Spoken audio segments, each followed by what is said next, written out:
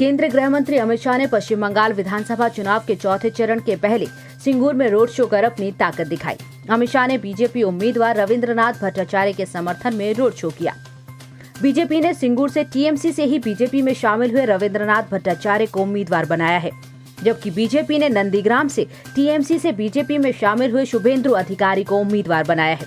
शुभेंदु अधिकारी और रविंद्रनाथ भट्टाचार्य की नंदीग्राम और सिंगूर आंदोलन में महत्वपूर्ण भूमिका रही थी। बता दें कि हाल में अमित शाह ने बड़ा दावा किया है कि पार्टी राज्य में 2017 में उत्तर प्रदेश से ज्यादा बड़ी जीत हासिल करेगी। हालांकि इस दौरान उन्होंने नागरिकता संशोधन कानून और नेशनल पॉपुलेशन रजिस्टर से ज्यादा कोरोना वायरस को प्राथमिकता देने की बात कही है।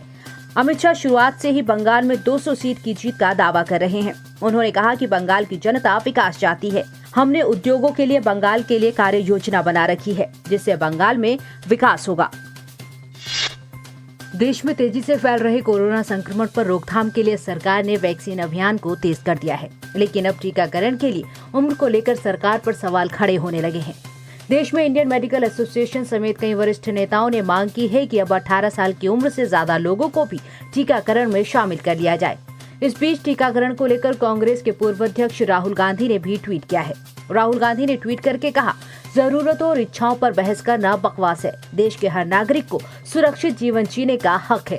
केंद्र सरकार ने बताया है कि टीकाकरण में उम्र निर्धारित करने का लक्ष्य सबसे जोखिम वाले लोगों को सुरक्षित करना है।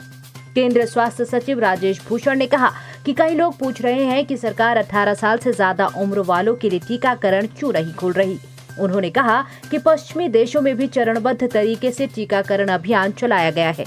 भूषण ने कहा, बुनियादी लक्ष्य टीकाकरण के जरिए मृत्यु को घटाना है। दूसरा लक्ष्य हमारे स्वास्थ्य तंत्र की सुरक्षा करना है।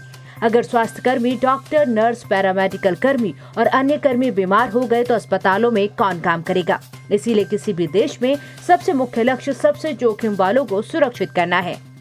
टीका जो लेना चाहते हैं उनके टीकाकरण का नहीं, बल्कि जिन्हें ज्यादा जरूरत है उन्हें टीका देने का लक्ष्य है। इससे पहले इंडियन मेडिकल एसोसिएशन ने प्रधानमंत्री नरेंद्र मोदी को पत्र लिखकर सुझाव दिया था कि 18 साल से ज्यादा उम्र के सभी लोगों को टीका लेने की अनुमति देनी चाहिए। देश की राजधानी दिल्ली में कोरोना वायरस के बढ़ते महासंकट के बीच दिल्ली हाई कोर्ट ने बड़ा फैसला सुनाया है। अब दिल्ली में हर व्यक्ति के लिए मास्क पहनना जरूरी है। एक याचिका की सुनवाई के दौरान अदालत ने ये निर्देश दिया। दिल्ली हाई कोर्ट ने आदेश में कहा है कि दिल्ली में हर किसी के लिए मास्क पहनना अनिवार्य है। आदेश के मुताबिक अगर कोई व्यक्ति अकेले गाड़ी चला रहा है तो उसे भी मास्क पहनना होगा। अदालत का कहना है कि अगर कोई वाहन, चाहे उसमें एक ही व्यक्ति बैठा हो, वो भी एक पब्लिक प्लेस ही है, ऐसे में मास्क अनिवार्य है। बता दें कि दिल्ली में अगर कोई अकेले व्यक्ति गाड़ी चला रहा है और उसने मास्क नहीं लगाया है तो उसे 2000 का चालान काटा जाता है। अदालत में इसी चालान को लेकर चुनौती दी गई थी, लेकिन कोर्ट ने इस याचिका को खारिज कर दिया है।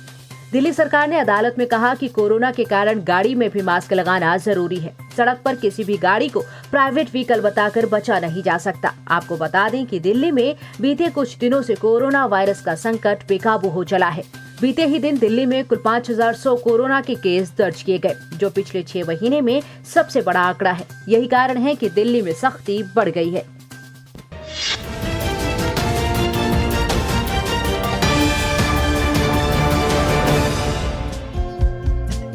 हमारे चैनल को लाइक, शेयर और सब्सक्राइब जरूर करें और नई अपडेट्स के लिए बेल आइकन दबाना ना भूलें।